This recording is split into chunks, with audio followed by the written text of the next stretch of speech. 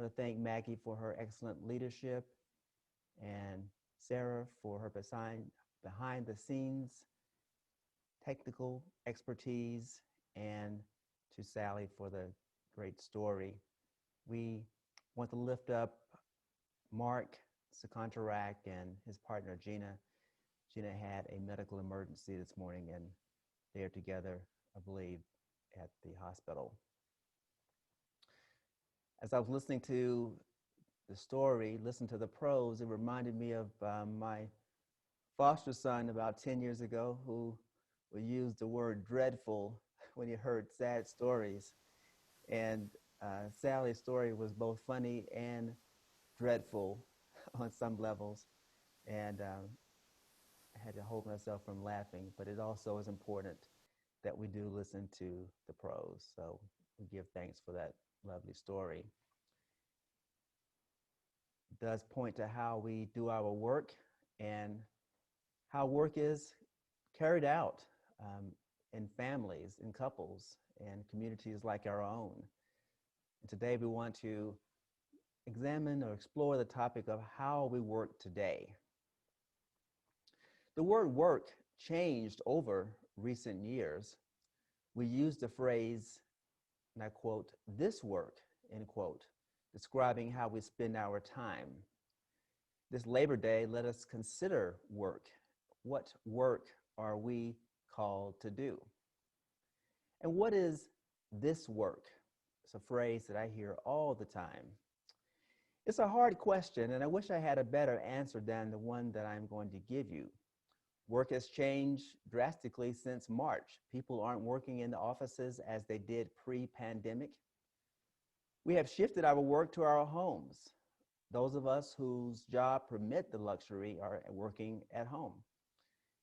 Many must show up on the front lines and remain in positions of risk.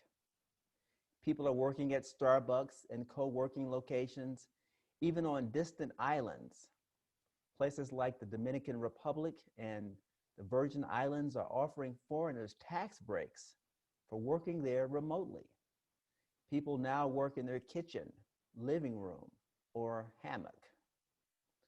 I work more productively than before. Our staff is meeting twice a week and works a lot more hours than pre-pandemic. So members are getting more bang for their buck than this time last year. The question remains, what is this work? I believe this work refers to creating a vibrant community that persists through time.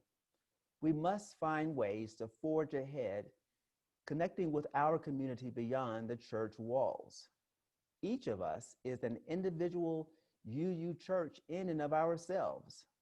We take the church wherever we go, whether we're in Walmart, Target, Fresh Market, Costco, Joann's, Hobby Lobby, or McDonald's. Wherever we are, there also is the church. For this community, that is this work. Taking the church with us creates the beloved community. This work has a purpose. It's creating a magnetic culture. In his book, Building a Magnetic Culture, Kevin Sheridan writes, as we heard from Maggie, a magnetic culture draws talented people to the organization, or in this case, to the church, empowers them, sustains an environment in which they are more likely to stay.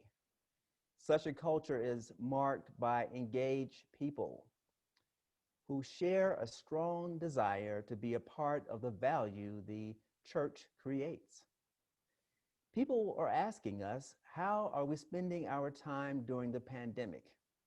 Well, the staff is building a magnetic, beloved community. We work on the budget, stewardship, maintaining the church grounds, creating social media, and developing online courses. We're creating beautiful music, building a new RE program, and trying our best to keep our volunteers and our members engaged. I am committed to our vision of being a force of love and transformation in Las Cruces. That means taking seriously the Beatitudes, and making them real in our community. Perhaps these are Jesus' most famous words. Blessed are the poor in spirit, for theirs is the kingdom of heaven. Blessed are those who mourn, for it will comfort them. Blessed are the meek, for they will inherit the earth. Blessed are those who hunger and thirst for righteousness, for they will be filled. Blessed are the merciful, for they will receive mercy. Blessed are the pure in heart, for they will see God. Blessed are the peacemakers, for they will be called children of God. Blessed are those who are persecuted for righteousness' sake, for theirs is the kingdom of heaven. Jesus' words define the beloved community. For our UU community, the kingdom of heaven takes place right here and now. It is not up there. It is not waiting for us to pass on or die. The work is making it true. We are called to make it true.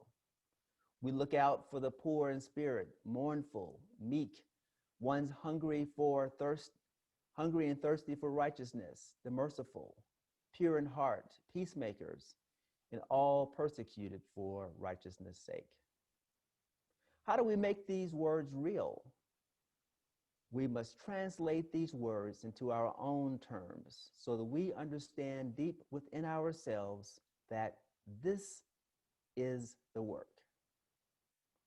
On this Labor Day, I want us to reflect on how we make this happen.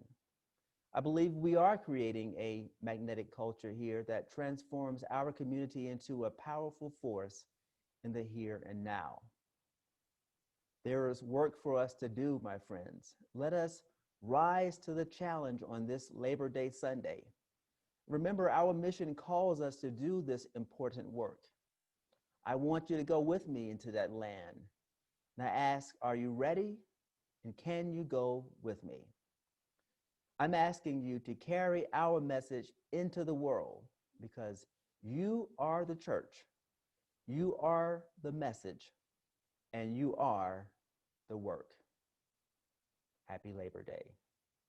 May it be so.